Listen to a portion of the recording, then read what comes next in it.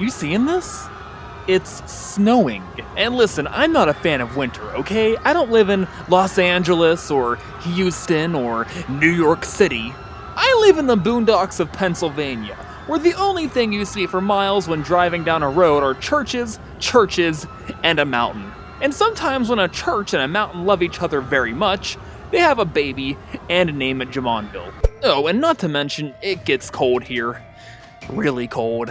But at the same time as I'm worrying about my family driving with snow on the road or having to defrost my windshield in the morning, there's also this small part of me that feels nostalgic towards the season. And it's because of Christmas. Especially Christmas on Roblox. On this game, the holiday season is truly something special to the community. Or at least it used to be. I don't know what it's like now. I kind of stopped following the Roblox events. But once upon a time in the long ago, when December finally rolled around, people would start wondering, when will the gift explosion begin? How are we gonna have to work together to solve riddles this year? What kind of hats will go on sale? Will there be a Roblox event? And it's for that reason that I had to include a holiday episode in this series. Get wrapped up into a blanket and let's get festive because this episode is all about the season of giving. With all that being said, welcome to episode 13. Ever feel like you're the only one who remembers some of the classic Roblox games? Or maybe you remember playing or seeing a certain game but can't find it anymore because it's become lost to time? Then welcome to a show I like to call Nostalgia Blocks, where we're gonna go back to the year 2006 to revisit a game that came out before I even joined Roblox. And that game is called Santa's Winter Stronghold. Santa's Winter Stronghold is a game that's no doubt older than a lot of the people who play Roblox. It is ancient. I didn't even get to play it when it was first released, and knew next to nothing about the story behind how it came to be, so I decided to dig a little deeper to find out if there was any interesting trivia to uncover, and, to my surprise, there was. In my weary travels to explore the long-forgotten past, I found a blog article introducing the event. It's titled Santa's Winter Stronghold Revealed. The article goes into detail about how the game was conceived, and here's the kicker, at least to me. The article and game was created by none other than John Shedletsky.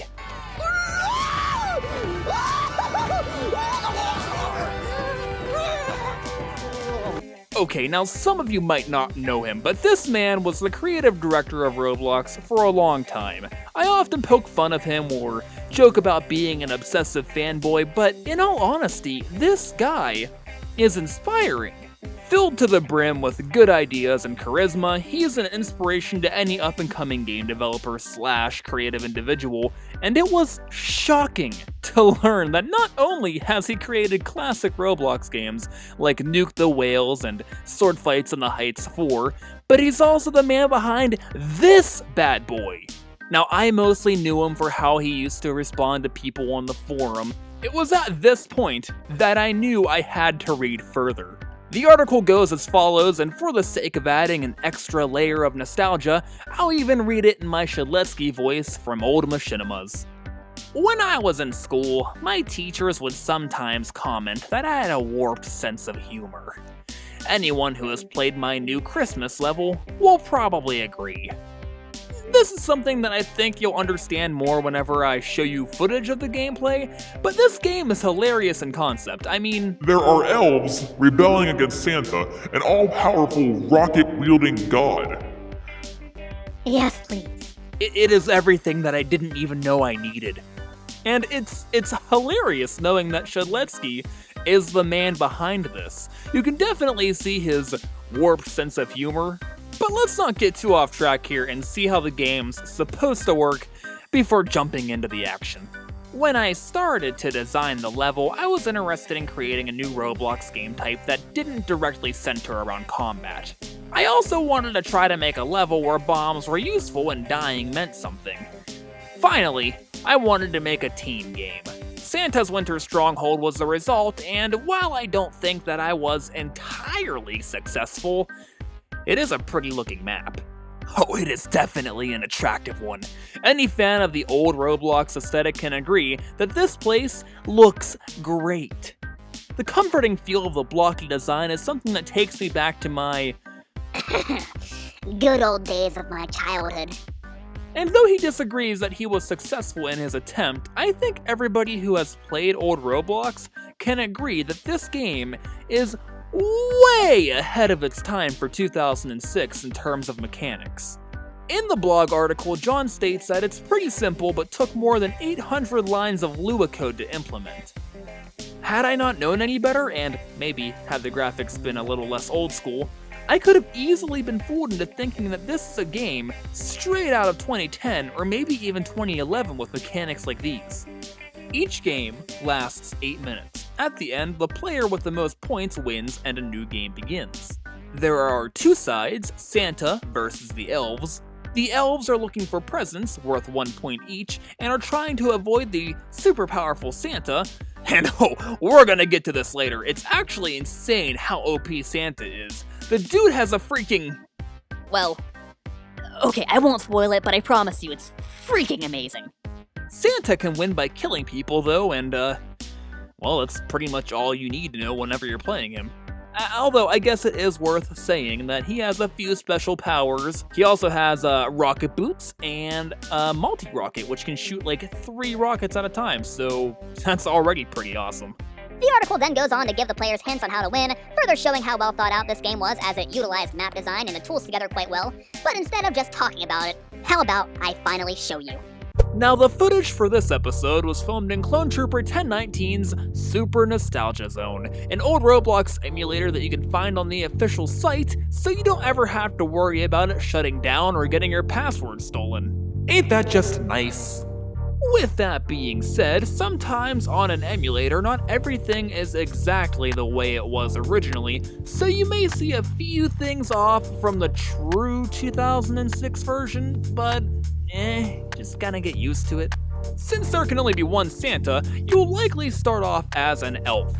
Now, you might be thinking, Fire? This is gonna be easy. There's an entire army of elves versus one Santa god. Sounds like an easy win. and you would be wrong. You would be terribly, terribly wrong. You don't even know how wrong you are. And it's not even because Santa God is OP. Quickly into playing this game, I realized that elves can't work together to save their lives. Literally. It's like this. Santa God is Thanos, and the elves are the Avengers, but retarded. They're the Avengers, but every Avenger is Star-Lord. 22 Star-Lords versus 1 Thanos. The odds will be against you. I know I've been referring to Santa as Santa God so far, but from now on I kind of want to call him Santos, so just get used to it. For the next 8 minutes, you're supposed to find yourself working together to steal back as many presents from Santos as you can, but when you're not being grievously molested by him, your teammates will probably be killing you too, because friendly fire is a thing apparently. Sometimes you can't even make it out of the spawn zone, that's how crazy it gets here. My grandfather fought in the Vietnam War, and even he agrees that this right here, this is a battlefield of death and decay that the world has never seen before. Makes Hitler look like a little shit. Hitler was in the Vietnam War, right? You know what, whatever, it doesn't matter. This is gonna be a fun time for all of those interested in becoming a serial killer, or maybe joining a fight club after high school.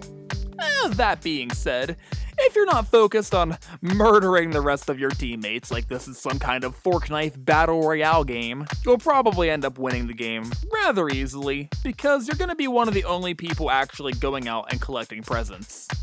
All you really gotta do is look out for Santos. And I'm not joking, whenever I said Santos is OP, Oh boy, he's OP. I mentioned earlier that he had a rocket launcher and some rocket boots, but I may have left out the little tiny detail that he also has a giant axe. You don't look afraid. I don't get it. Okay, it's a giant axe. Maybe I can kind of see why you wouldn't be afraid of that. You know, you kids are so desensitized. by your Logan Pauls in a suicide forest and murdering on The Walking Dead's. Whatever, I get it, okay? I'm coming around to seeing why you're not afraid. Listen though, this axe, boy, anything that this axe touches explodes! It almost makes me think that Mr. Obvious designed it. Now, at first I assumed that the axe had always been in the game, but after reading the blog article and noticing that it was never mentioned, I suspected it may have been added in by Clone Trooper, and turns out it was. Over Twitter, he says he put it in the game as an effort to make it more exciting, so it's really not how it was meant to be played, but damn it, I don't care. It makes things intensely fun. When you see Santos, you know you're in trouble and you gotta run like heck, and I mean heck with 2 C's. You see him chasing you up the stairs or through the halls of his workshop, you get this insane adrenaline rush trying to escape the reach of this monster. He's fast, too. Like, if Accelerate from Ben 10 and Usain Bolt had a baby. Now, it might take a while for it to be your turn to spawn in as the fat man himself, but my god, I promise you, it is worth it. I've only ever gotten to experience the pleasure, the rush, the high that is possessing the form of Santos a few times total. It has a destructive personality.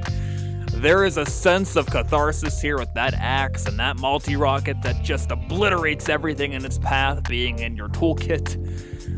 Whew, I had a great time. It reminds me of a time when I was still in high school. My workshop teacher caught me destroying a lead pencil by crushing it in those, wooden vice things. It's this. I don't know what tools are called, I'm rich. Anyway, my teacher said something that really stuck with me. He said, you know, you're really not a builder, are you? You're more of a destroyer. Listen now, I'm not like a psychopath or a pyromaniac. Well, there was a time I caught the forest behind my house on fire, but never mind that. What I'm getting to is, he was kind of right. Now, I love making things, I love writing videos, I love seeing them come to life, and I love building in-game sets and doing craft work. But at the same time, you gotta understand, I love destroying fish. It's not compulsive or anything, and I hope people relate to me a little bit on this, because now I feel like I'm kind of crazy. I love seeing things explode. Yeah, that doesn't make it sound any better. I should probably see a therapist. Some people might think that each match lasts a little bit too long since they're almost 10 minutes each, but I disagree. The mountain that you spawn outside of is basically Ironforge.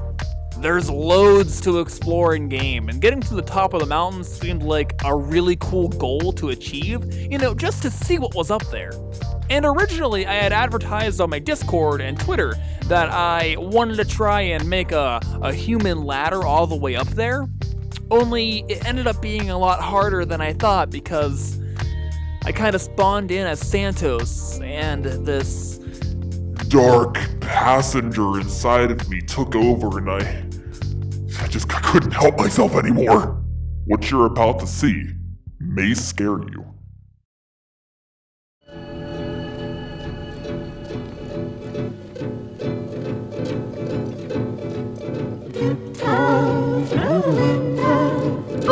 First blood. Killing spree.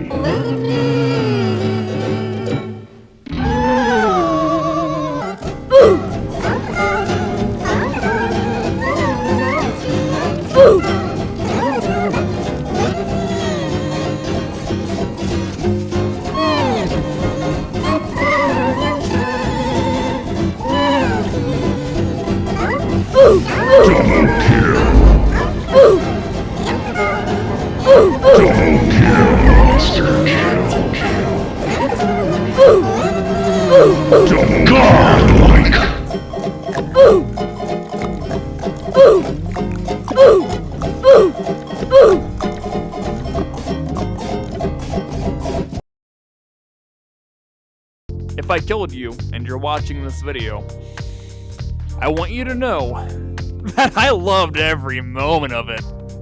But you guys can see now what I meant earlier whenever I said that this game is way ahead of its time, right? Because even without the acts of certain undeniable doom, this game is great. So obviously I don't have any memories of this game, in particular, seeing as how I didn't play this map until I decided to make this video. But I do have some other Roblox Christmas event memories that I couldn't really stretch out into full videos, so I might as well talk about them here. I think my favorite memory of old Roblox Xmas would by far be the 2008 Winter Playland Building Contest, otherwise known as WPBC, because, jeez, that's a mouthful otherwise. It was a pretty simple contest created by Reese McBlox where you, surprise surprise, build a winter-themed place and win some prizes for putting WPBC in the name. Everyone who did that was awarded the cool snowman head, and I recall very vividly I was in my grandmother's computer room because I didn't have my own computer at the time.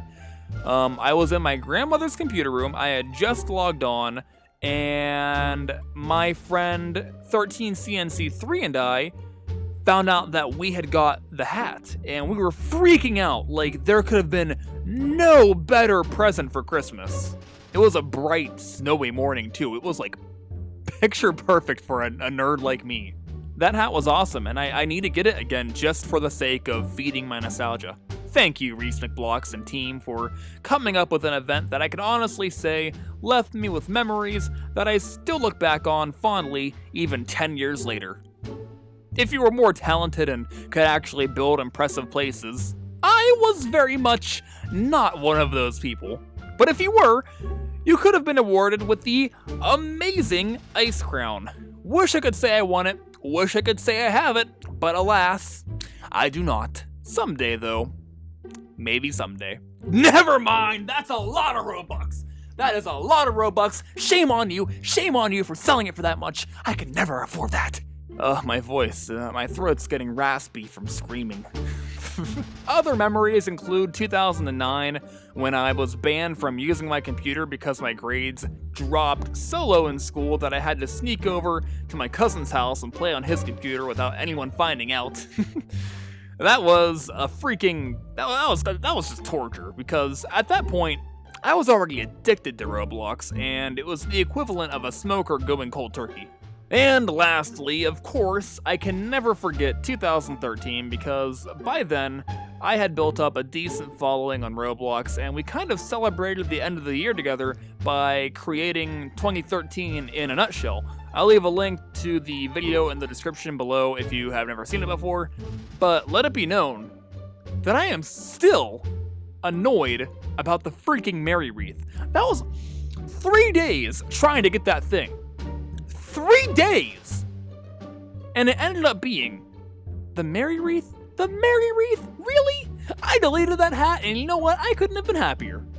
Alright, you guys, before I end the episode, I wanted to say thank you so much for the incredible year. It has been insanely fulfilling creatively. I feel like since I came back to YouTube in August, we've had a lot of fun on Discord and in-game and over Twitter, and though I took a break in November due to my day job being a little crazy because of the holiday season, we're back now, and I can't wait to pump out more videos. We will be moving to a bi-weekly schedule though, meaning a new video will come out every other Saturday. I'll take this extra time to make my videos longer and more enjoyable though, so it'll be worth it. I felt like in October my videos were a little too clickbaity and quantity driven, but that's just not who I am, and I think me taking a little bit of a break from that allowed me to become a little self-aware to it, and I'm gonna quit that. It's just not who I am. That being said, make sure to subscribe and turn on notifications because YouTube kind of glitches out and doesn't tell you when a new video arrives unless you do. Check out my Discord. I'll leave a link in the pinned comment down below, and follow me on Twitter at AngryRobloxian for updates and crappy jokes. I have some big stuff planned for 2019, guys. I can't really say a whole lot about it yet, but I might post some spoilers onto Twitter, so keep an eye out.